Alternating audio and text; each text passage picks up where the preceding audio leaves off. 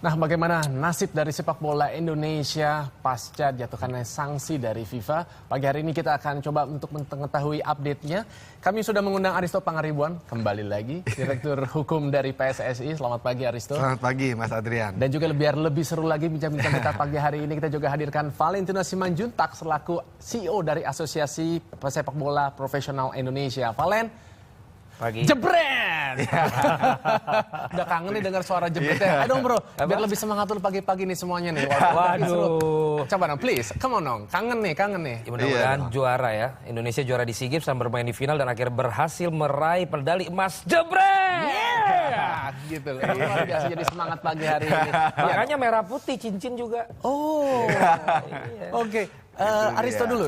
Tadi sudah ada pernyataan tuh dari Menpora kita ya, bahwa katanya surat yang dilayangkan FIFA kepada PSSI itu diragukan keabsahannya. Tanggapan Anda?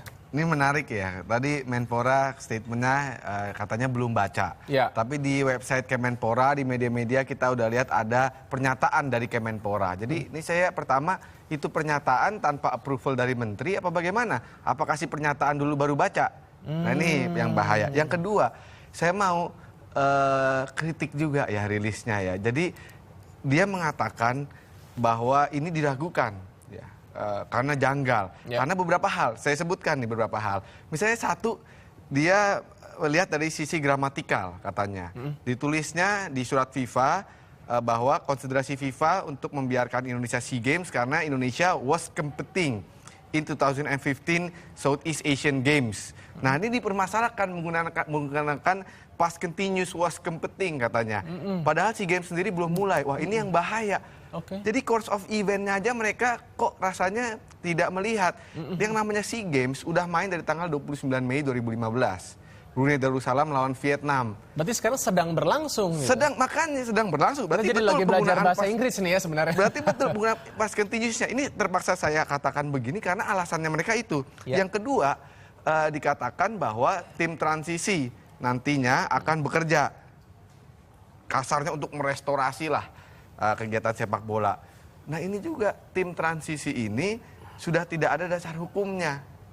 Ya, sudah dibatalkan oleh penetapan paling tidak sementara waktu oleh penetapan penundaan SK itu oleh PT UN. Tapi kok tetap disuruh kerja? Kok ini pemerintah melanggar hukum? Tapi kalau ini menurut Anda tadi pernyataannya dari Pak Imam tadi bahwa saya belum mendapatkan tembusan dari surat itu. Memang wajib FIFA di sini juga melayangkan surat itu ditujukan kepada Kemenpora. Kan anggotanya PSSI. Betul. Jadi yang namanya FIFA itu dia kirim surat sanksi ya. Yang disanksi itu adalah PSSI-nya. Ya, induk organisasi cabang olahraganya. Kenapa PSSI-nya disanksi? Di surat itu dijelaskan gara-gara ulah pemerintah yang terlalu jauh ikut campur di dalam urusan internal PSSI. Padahal dalam SK pembekuan yang disebut dengan SK pembekuan, surat teguran, tidak satupun disebut pasal yang dilanggar oleh PSSI dalam Undang-Undang SKN. Baik, coba untuk kita lihat sama-sama di sini ada 4 poin yang bisa membuat sanksi FIFA ini dicabut dari permasalahan ini ya sama-sama. Mungkin bisa tolong dibuka di plasma orient kita. Kita bisa sama-sama belajar di sini.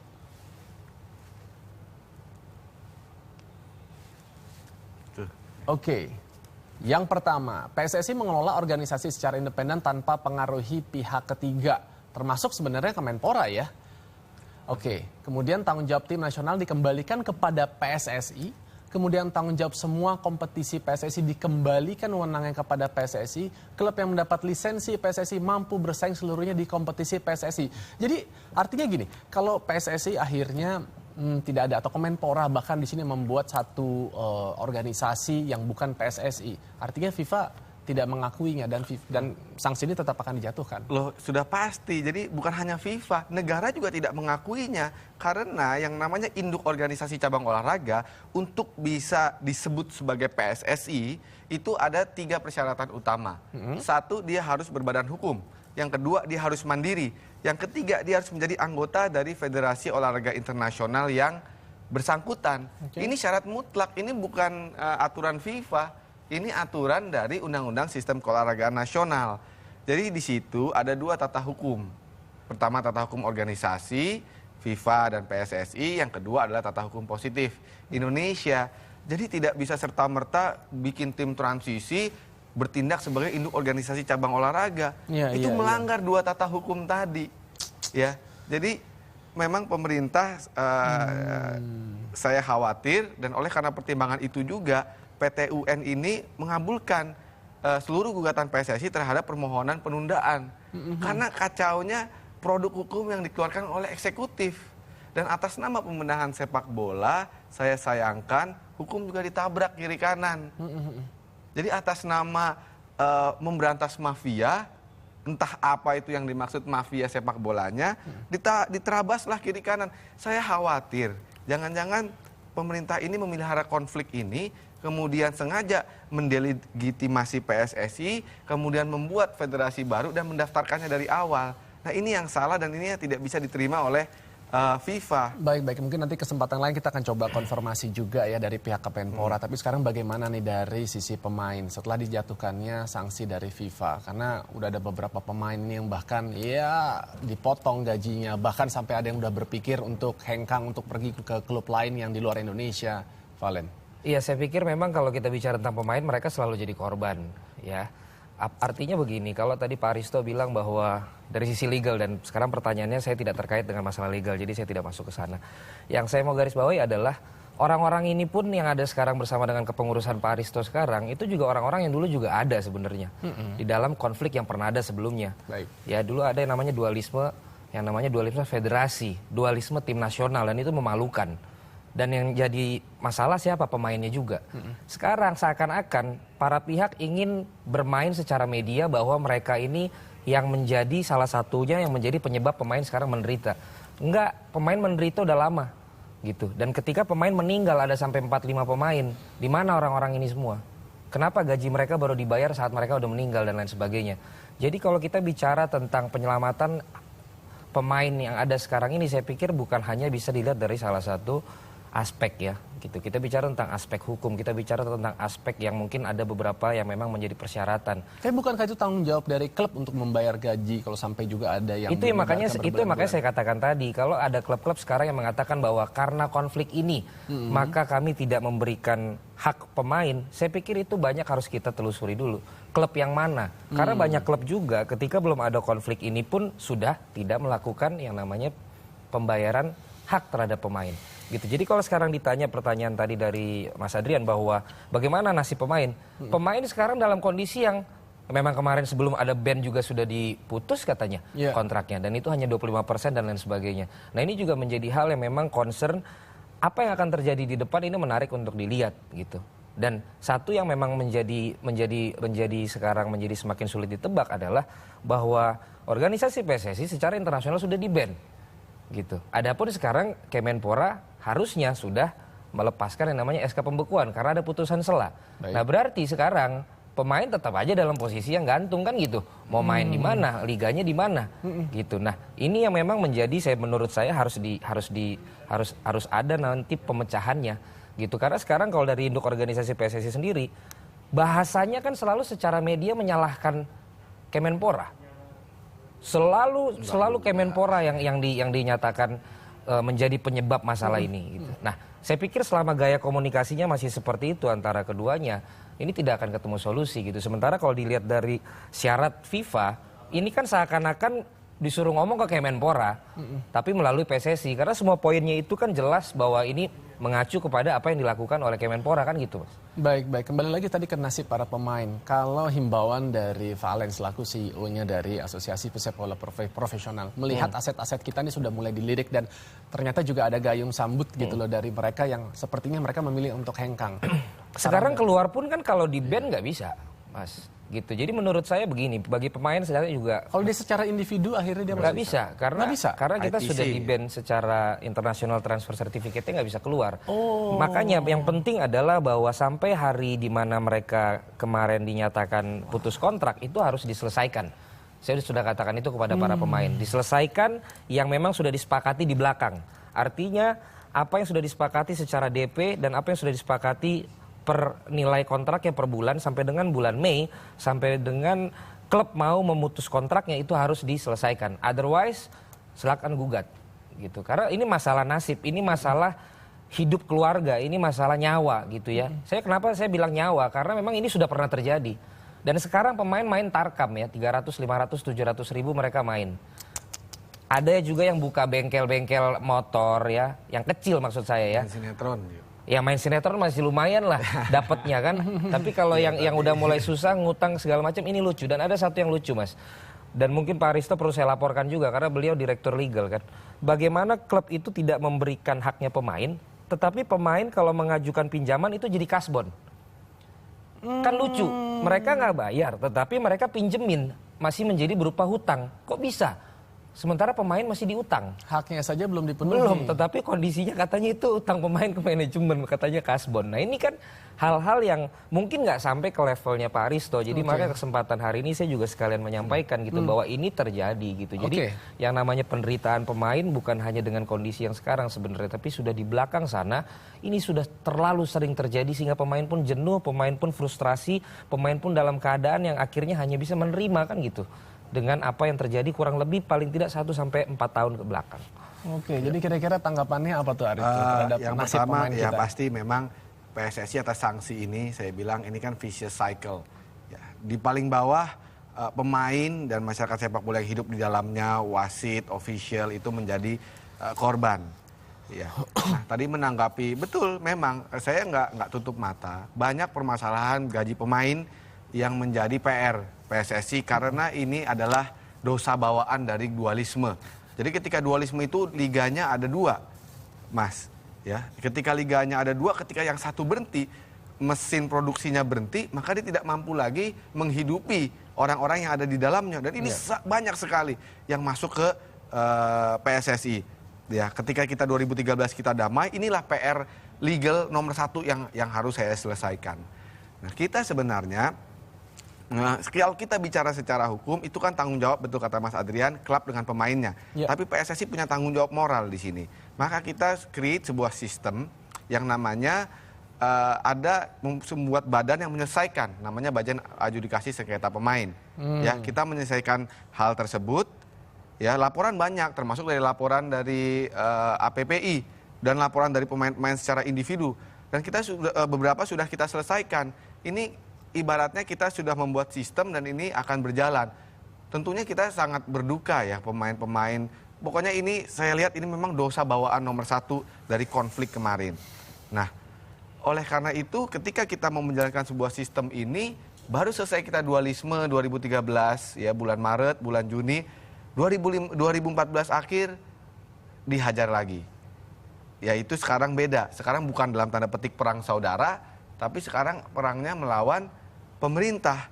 Kenapa saya sebut perang? Sebenarnya kita tidak mau berperang. Kita sudah banyak diskusi dengan menteri, kemudian kita tawarkan sebuah konsep kerjasama cooperation agreement supaya menghindari konsekuensi yang lebih besar. Tetapi gayungnya tidak bersambut. Ya, terus sampai klimaksnya PSSI dibekukan lah, begitu istilahnya melalui SK Menteri. Nah sekarang di media kita dipersepsikan memang sedang berperang karena ada gugatan di pengadilan. Sebenarnya kita minta kebijaksanaan dari Pak Menteri lah. Lihat korban-korban yang berjatuhan sudah banyak ya, korban-korban pemain. Kemudian pemain juga tidak bisa hengkang ke luar negeri karena sertifikat internasional tidak bisa keluar. Ya kita mohonlah Pak Menteri. Tidak usah buat apa saya berdebat kita PSSI berdebat di PT UN kita menang. Itu nggak ada artinya kok buat pemain. Kalau misalnya kita tidak bisa duduk bersama menyediakan suatu solusi. Dan tadi yang ditampilkan mengenai solusi FIFA itu sebenarnya itu adalah amanat undang-undang juga kok.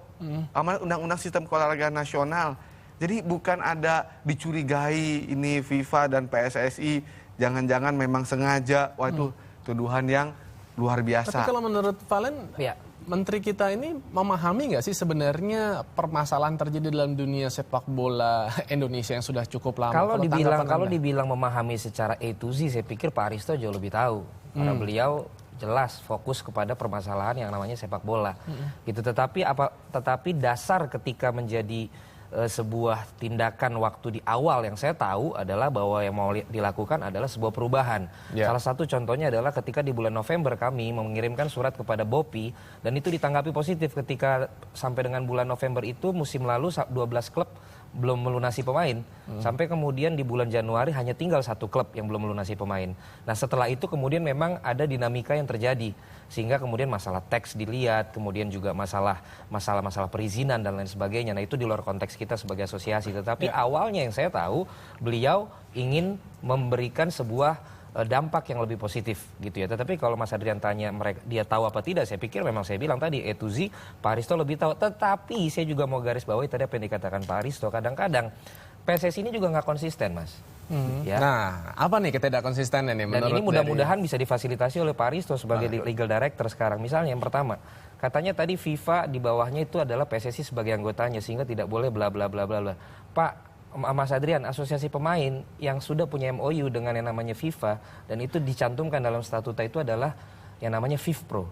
Nah, FIFPro turunannya salah satunya KPPI. Tetapi yang terjadi di sini kan PSSI punya asosiasi pemain sendiri. Itu yang pertama. Kedua, tadi katanya komite adjudikasi pemain.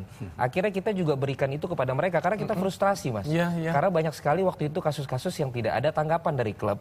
Sehingga kami juga memasukkan ke situ. Sebenarnya harusnya itu merupakan amanatnya nggak ada itu di FIFA yang namanya komite adjudikasi pemain. Yang ada adalah NDRC, National Dispute Resolution Chamber, yang nanti harus disepakati oleh FIFA atau badan arbitrase yang memang diakui oleh induk olahraga yang ada. Misalnya PSSI punya arbitrasenya apa. Nah, ketika ada komite adjudikasi pemain, saya juga harus bilang bahwa ada juga inkonsistensinya gitu. Jadi jangan di satu sisi melihat bahwa salah satu pihak tidak konsisten, tapi di sisi lain kok ada ketidakkonsistenan juga di situ. Nah, tanggapan singkat dari PSSI, ini kan menarik, waktunya sangat terbatas. Silakan Aristo. Yang pasti kenapa kita create forum itu sebagai adjudikasi sengketa pemain ini adalah sebuah inovasi dan terobosan hukum lah. Karena banyaknya masalah ketika PSSI kembali on the right track, banyaknya masalah, saya pikir suatu inovasi diperlukan, ya.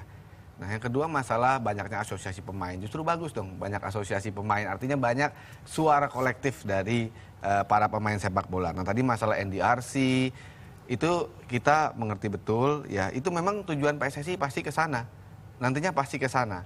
Tapi kan sebelum kita ke sana kan kita harus melakukan pembenahan mekanisme internal organisasi dulu supaya ketika kita adopsi sistem itu semuanya bisa berjalan dengan baik. Nah, saya terima kasih juga tadi ke Mas Valen udah banyak masukan-masukan. Tadi sebagai informasi ya, tadi badan adjudikasi itu juga sudah memutus paling tidak 5 sengketa pemain ya, ada dari klub Sriwijaya, ada dari Barito Putra dan lain-lain lah ya.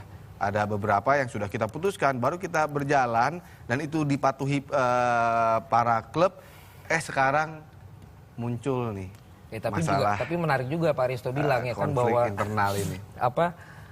Bagus dong banyak asosiasi pemain. Sementara kan FIFA hanya satu yang dia tunjuk. Berarti kan bagus dong misalnya banyak federasi sepak bola juga. Kan sama aja bilang begitu. Oh enggak dong, beda. Ketika dia sudah ditunjuk hanya eksklusif satu, kan harusnya kan jelas ke situ. Itu masuk akal. Kita analoginya kan ke sana dong.